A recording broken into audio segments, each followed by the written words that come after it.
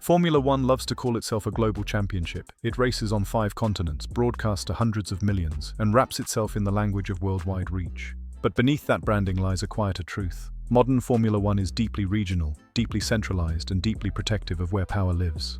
That power sits almost entirely in Europe. For decades, the sport has revolved around a tight geographic corridor known as Motorsport Valley. Factories are clustered close enough that engineers can change teams without changing homes. Parts move quickly. Politics move faster. Relationships are inherited as much as they are earned. In 2023, that balance was challenged, not by a legacy manufacturer, not by a government-backed super team, but by a vision that came from the opposite end of the planet, New Zealand. This was the Rodin Motorsport bid, and from the moment it became public, it represented something Formula One has spent years quietly resisting. David Dicker and an uncomfortable philosophy. The man behind the bid was David Dicker, a self-made billionaire whose career followed none of Formula One's traditional pathways. Dicker built his wealth in technology, not motorsport. When he entered racing, it wasn't for branding or prestige. It was because he believed engineering excellence should speak louder than legacy.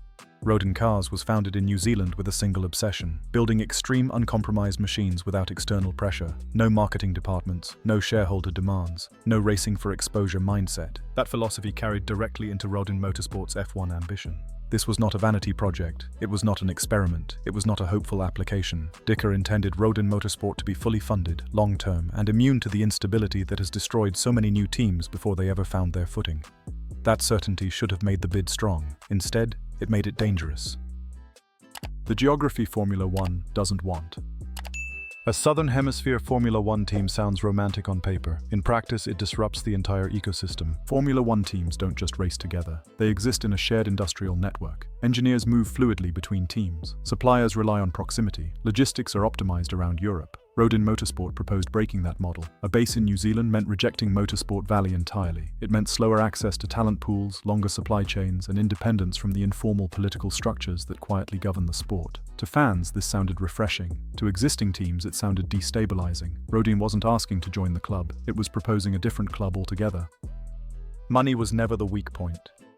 When new teams fail, money is usually the reason. That wasn't the case here. Dicker made it clear from the beginning that Rodin Motorsport would be fully self-funded. Not for 2 seasons, not conditionally, but permanently. This addressed Formula One's greatest stated fear: a new team entering, struggling, and collapsing. Rodin Motorsport promised stability that even some established teams could not guarantee. There were no outside investors, no dependency on volatile sponsorship markets, no need for manufacturer rescue. In theory, this should have been ideal. In reality, it removed leverage. Buying experience instead of hope. Rodin Motorsport didn't rely on ambition alone. Dicker made a decisive structural move by acquiring Carlin Motorsport, one of the most successful junior formula organizations in modern racing history. Carlin wasn't a symbol, it was infrastructure. For decades, Carlin had trained engineers, mechanics, and drivers who went on to Formula One. It understood development pipelines, data systems, and competitive operations at the highest level. By integrating Carlin into Rodin's structure, Dicker eliminated the learning curve that destroys most new teams. Rodin Motorsport wasn't theoretical, it was operational. That level of readiness should have been reassuring. Instead, it raised an uncomfortable question: when preparation becomes a threat. Rodin Motorsport didn't need favors, it didn't need exceptions, it didn't need time to grow into Formula One. It arrived ready. And that exposed something the sport prefers not to admit. The grid is no longer built to accept strong newcomers. It is built to preserve the value of those already inside. This is where the bid quietly shifted from technical evaluation to financial protectionism. The anti-dilution reality. Formula One introduced an anti-dilution fee to compensate existing teams for the financial impact of a new entrant. Officially, it exists to protect stability. Unofficially, it functions as a barrier. Rodin Motorsport was willing to pay it. That wasn't the problem. The problem was that teams argued the fee wasn't enough. Franchise valuations had skyrocketed. Teams were being sold at billion-dollar figures. Any new entrant, regardless of quality, represented a dilution of asset value. Rodin Motorsport wasn't a weak link. It was a reminder that the grid had become a closed investment ecosystem. Why Rodin was more dangerous than Andretti? When Andretti Global advanced in the selection process, many assumed Rodin would follow, but the 2 bids represented very different futures. Andretti's proposal fit existing power structures, manufacturer backing, political leverage, familiar negotiation patterns. Rodin's did not. Rodin proposed independence, full self-funding, a geographic shift, a rejection of Motorsport Valley dependency. Andretti could be integrated. Rodin would have rewritten rules, and rewriting rules is far more threatening than bending them. The rejection and the silence. When Rodin Motorsport was rejected, the explanation was deliberately vague. No public criticism of competence, no suggestion of financial instability, just absence. That silence was the answer. The bid didn't fail on merit, it failed on economics. What modern Formula One has become.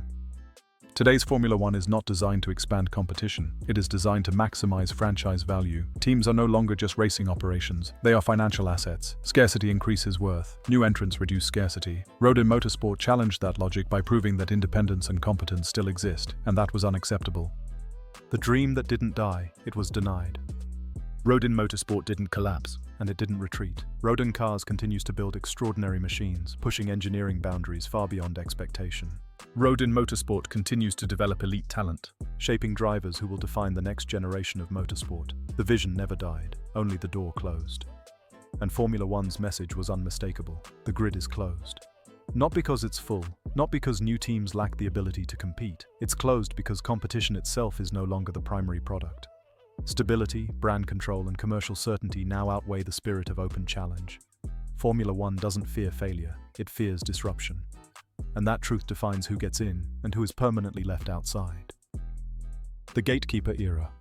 Rodin Motorsport stood for many of the things Formula One says it believes in. It was bold, it was different. It came from a part of the world that F1 rarely gives a real chance to. It was built on the idea that hard work, smart thinking, and long-term plans should matter more than old names or old friendships. On paper, Rodin fit the dream perfectly. But in reality, Formula One no longer works like a wide-open competition. Today, it works more like a locked gate. Modern Formula One is careful. It likes things to stay familiar. The teams know each other. They work close together. They follow the same patterns. This makes the sport easier to control, easier to predict, and easier to sell as a business. Anything new or different feels risky, even if it is strong and well prepared. Rodin Motorsport was not weak. That was the problem. It did not come asking for help. It did not come asking for time. It did not come hoping to learn slowly. It came ready. And when something arrives ready, it forces others to look at themselves. It forces change. Change makes people uncomfortable. Formula One says it wants new ideas and new places. But when those ideas truly challenge the system, the door quietly stays shut. No loud arguments, no clear reasons, just a polite rejection and silence afterward.